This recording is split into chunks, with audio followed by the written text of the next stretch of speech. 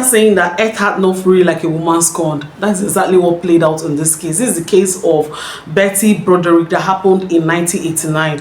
A lot of the things that happened in this case were so unbelievable that his brother, he made movies came out of this story. A lot of books, people wrote a lot of books about this story.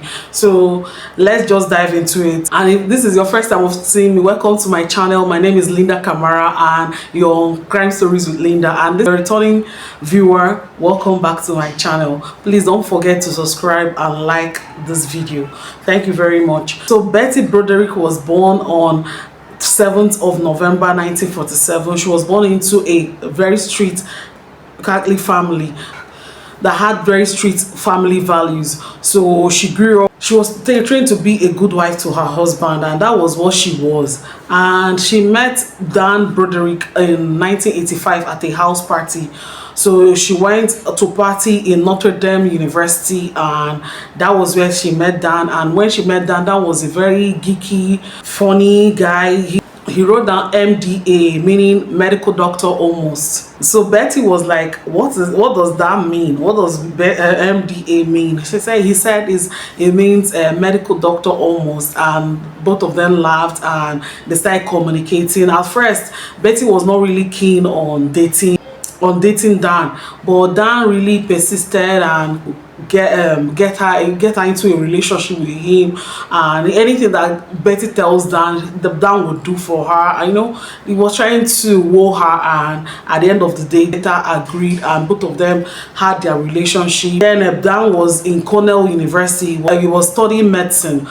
Just like he told Betty, was in his final year at that time. And when they started their relationship, they were really blossoming. They were good friends. They liked each other. They loved each other, and they got married in 1969. And that was when Betty was dorm room in Cornell University. So they were staying together in that dorm room. You know how dorms are, the small rooms, and the both of them were staying there, and they were happy because Betty, at the time they met, Betty was studying childhood education in her own college there. So by the time they got married, Betty had already graduated and started working. And Betty, for her to even make money to help both of them, she would sell Avon products, she would sell Tupperware. She was doing a lot of things to be able to help them out. And in that 1969 they got married and they started living in that dorm house. And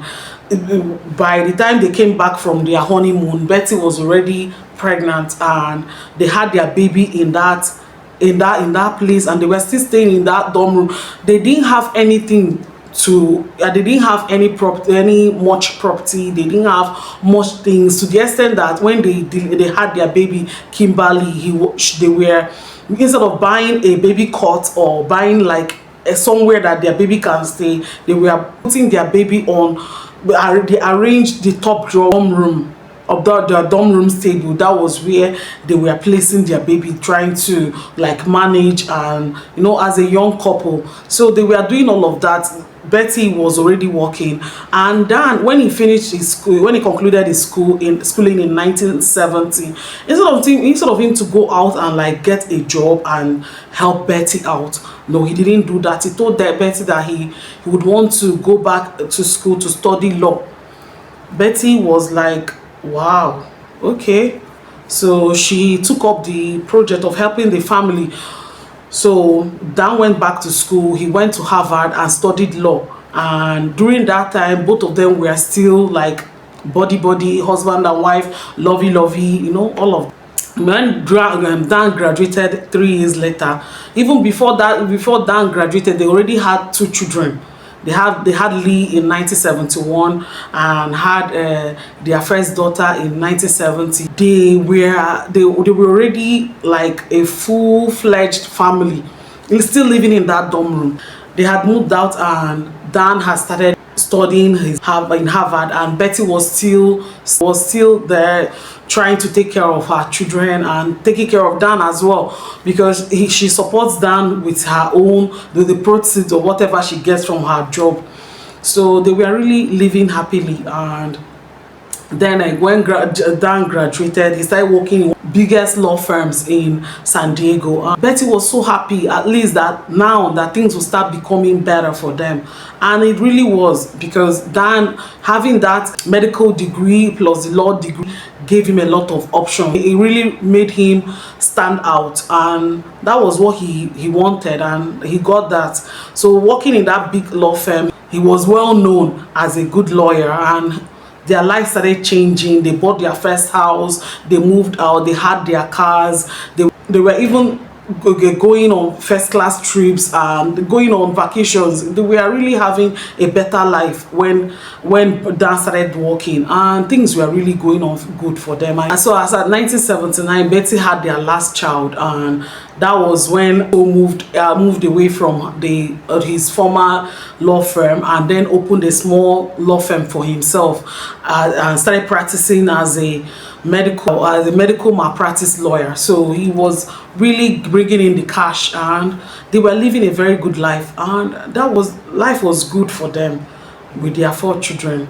Then in 1983, Betty started noticing that Dan had started changing. That Dan was no longer the kind of sweet husband, caring husband that he was.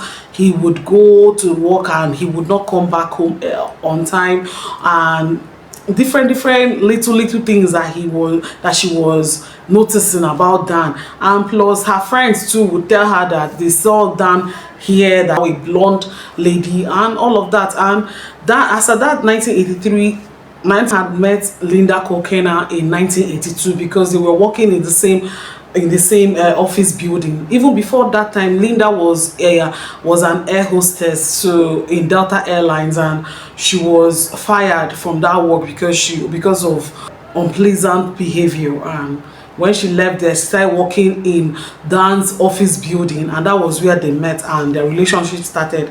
And in 1983, Dan had already hired Linda as his office assistant. Those things were really very suspicious to Betty. So Betty was already seeing signs that these two people were unusually very close, and she didn't like it, and she started telling Dan that your assistant, and I don't like that. And Dan was denying it, that they were not seeing each other. So Betty continued seeing the signs, and even Betty friends were already telling her that they usually see Dan and Linda shopping together and maybe dining together. So those things were already in Betty's mind, that these two people were seeing each other and that Dan was cheating on her. And that was when Betty's anger started.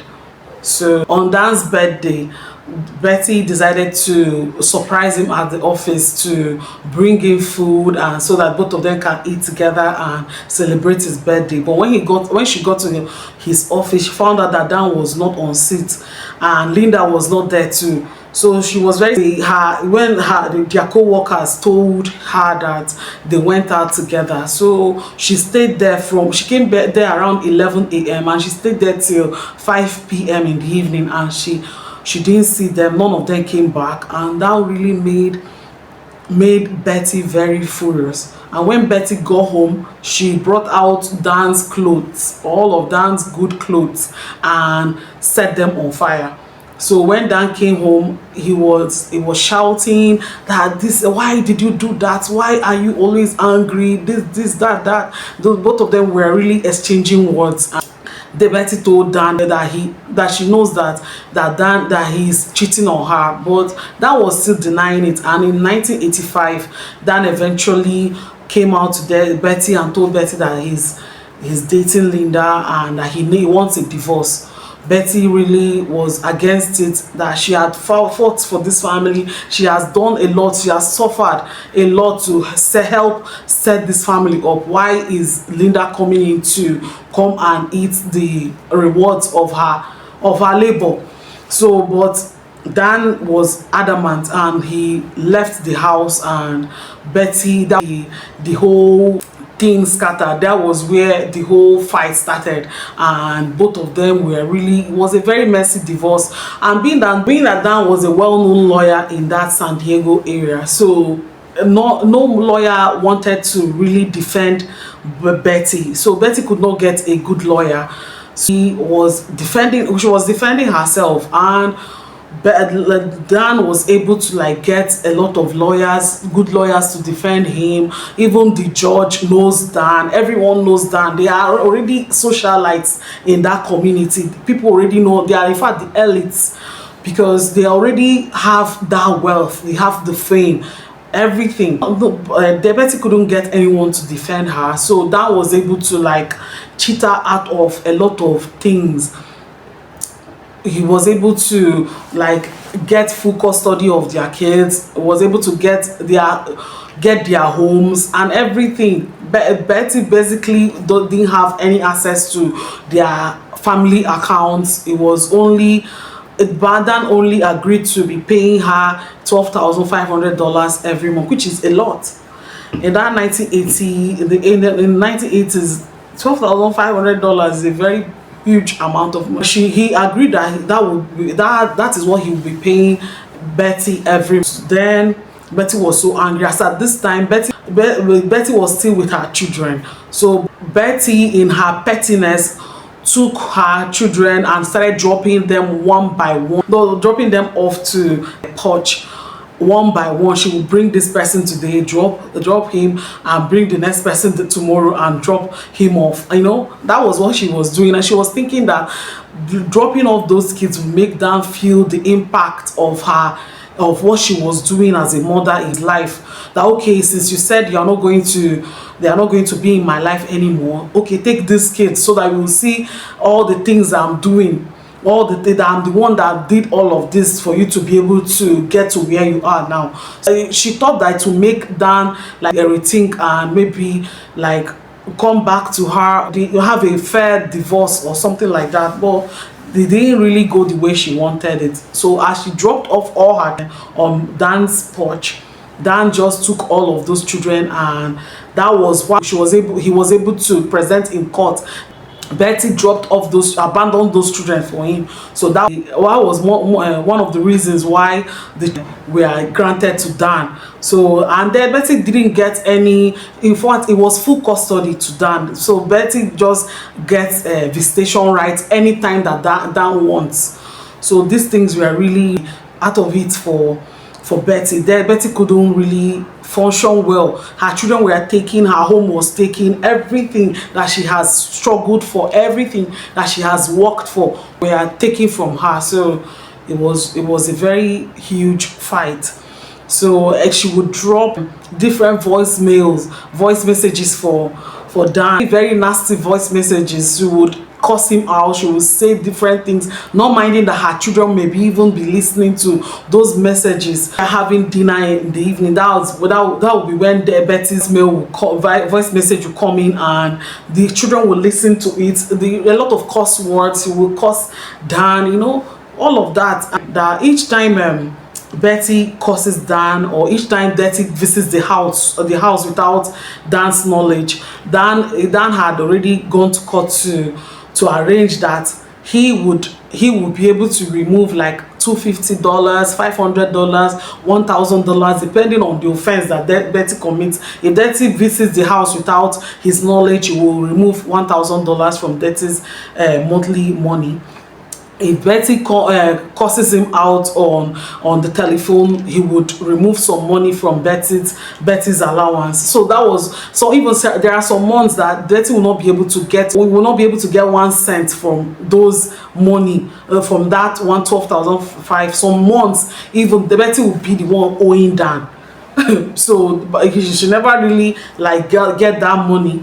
So because she didn't respect any of the court's decision that she shouldn't come close to Dan's house, she would go there. She didn't talk to the children with Dan's knowledge. She would go and talk to her children, a lot of that. So Dan was removing any money that is supposed to come to her. Dan would remove it. So at the end of the day, Betty was getting nothing, and this really made her more aggravated. So, and in 1989, the divorce was finalized, and Dan and Linda got married in April of 1989.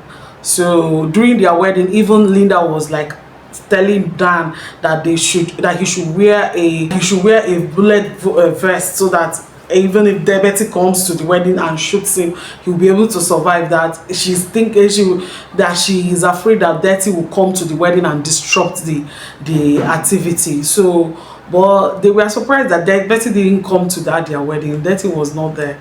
But 2 months before their wedding, Betty had already gone and bought a gun.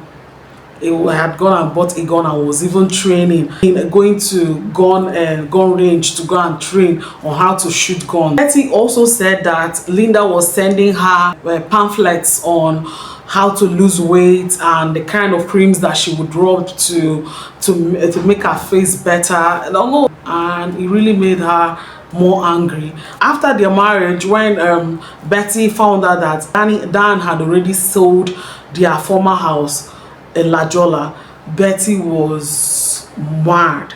So she drove her car into Dan's house, not minding that her kids were inside the house. She drove her car into the house, and that was the last straw. They had to bundle her out of there, and Dan called the police, and the police took her. So a lot of people knew that Betty was doing a lot of petty things to get back at Dan for leaving her.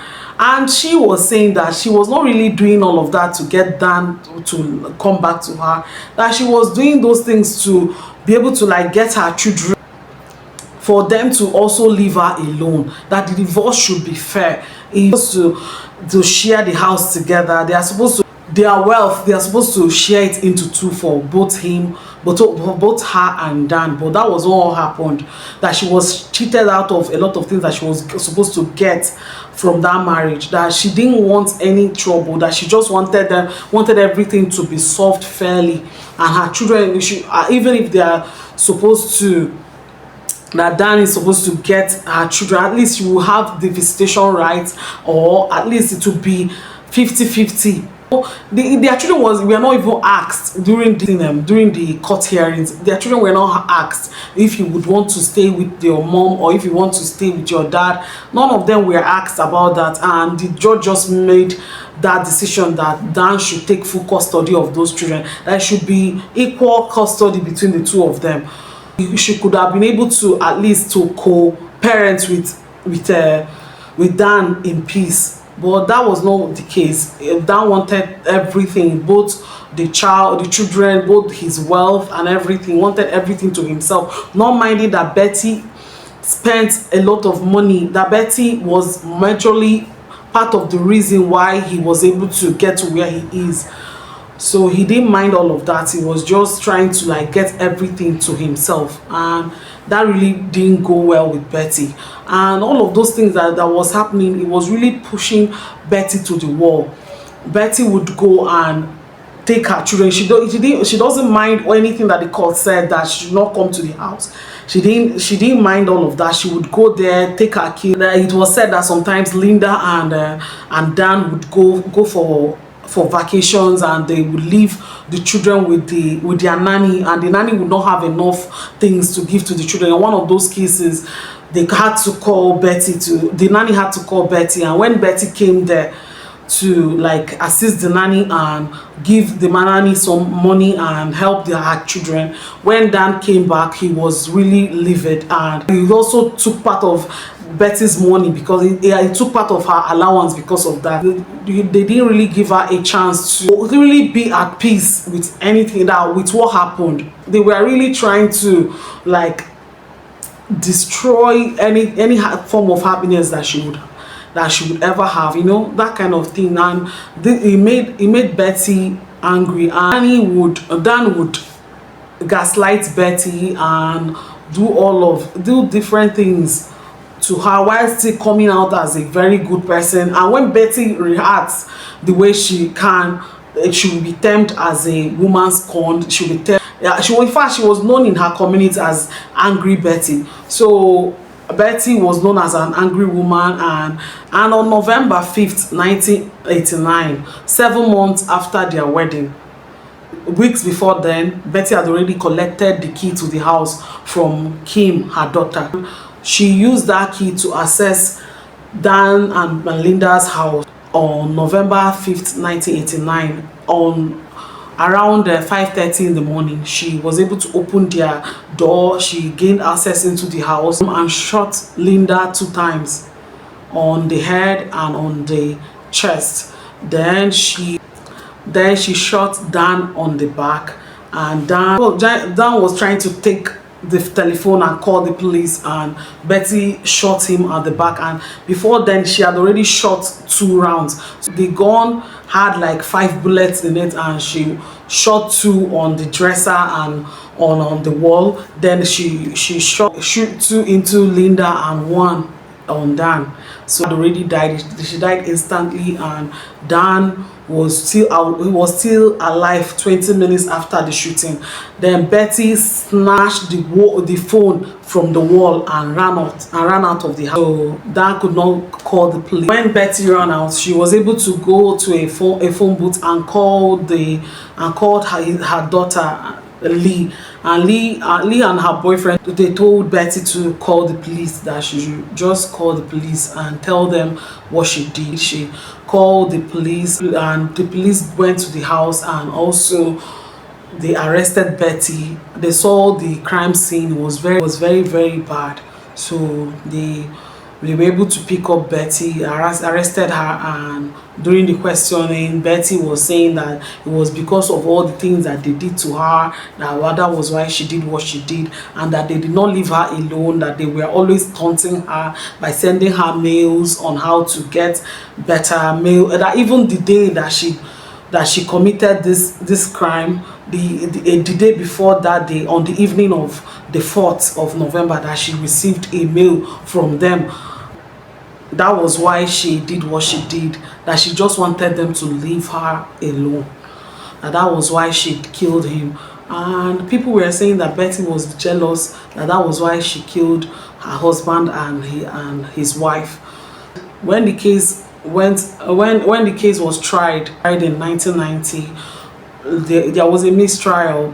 There was hung jury, because one of the jury was saying that no, that she should be tried for manslaughter, that she did what she did because she was pushed to the limits, that was why she did what she did, that she shouldn't be tried as a first-degree murder or second-degree murder. So, and that was what that jury was pushing for, and that the trial was a mistrial, and there was a second trial. And during that trial, even the same prosecutor, the same defense attorney that did the first one was the same people that did the second trial. And during that trial, the prosecutor was saying that Betty did what she did because she was jealous, because she was a woman scorned, that she calculated what she did, that she had already bought the gun 2 months before their wedding. She took the key from her daughter, that it was a well planned out murder, that it should be a first-degree murder, and that she should serve the consequences of a first-degree murder, double homicide. So the defense attorney was arguing that Betty was a woman pushed and gaslighted to commit her murder. Not that she is a murderer, but she was pushed to commit this, that this is a woman that gave her all to this man. This is a woman that did everything she can to hold her family, but couldn't, and everything that she had was we are taking from her. This is one of the consequences of having a cheating man and a bad husband. The defense attorney was really trying to paint Betty as someone that was really wronged, and that was why she did what she did. The judge was like, no matter what had happened, no matter what was done to you, that if you're not a murderer, you're not a murderer. That she going to that length to do something like really very bad of her, and because of that, she was sentenced to 15 years to life for each murder, so like 30 to life. Then she was sentenced 2 years extra for the possession of illegal arm. So she was sentenced to 30 years to life. So Betty had been in prison since that 1989, 1990 till now. She has been in prison. She's now 35, 36 years in prison. So, and there was a parole hearing for Betty in 2010, and she was not really showing any remorse even till now. She was not showing remorse, and she was still insistent that she did what she did because she was wronged. She didn't see Dan and Linda as victims. She saw them as bad people and that needed to be killed, and that she did that because those people had pushed her to the wall. So she felt no remorse. And even in 2017 there was also a parole hearing for her. Some of her children we are for her that she should be released, but some of her kids, we are still saying that she does not show any remorse, that she should be there, she should serve out her life sentence. So she has been in prison since then. Until now she's still in prison. She would get another parole hearing in 2032, and by that time she would be 84 years old.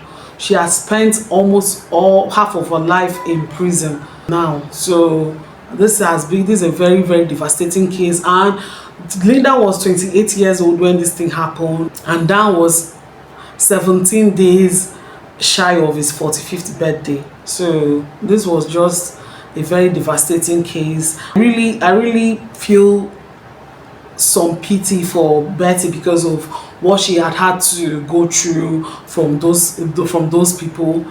I feel really pity. I feel sad for her that she had to go through this. But I also feel that no matter what, I don't think murder is the answer to any problem, because she murdered those people. Now those kids that she was fighting for, she didn't get them. The money that she was fighting for, she didn't get them. Was the outcome of the whole thing. She had murdered 2 people in cold blood. Now some of those children will never forgive her because she killed their daddy, you know. So it's just an exercise in futility to me, because she lost everything. Now she's spending her life in prison because of this. By the time that she's doing her next parole hearing, she'll be 84. She spent almost all her life in prison. 35 years in prison is no joke. She has been in prison since 1989. People that they gave birth to around that time, in fact they've had their own family. They are already, like, some of them are even grandmas now, and she's in prison for what could have been resolved if she had moved away from that area or started living her own life, you know. But those people that were sending her Linda sending her those taunting mails, I think that was part of the reason why. She was so agitated, you know, sending those kind of things, and gaslighting too. We cannot stop talking about the effects of gaslighting, what it can do to people. Betty was wrong in what she did, and those people that she did those things to, they were also not good people. So thank you for watching, and please stay safe, be kind, and stay curious. Thank you for tuning in, and please try to subscribe. Thank you. Have a wonderful day. Bye.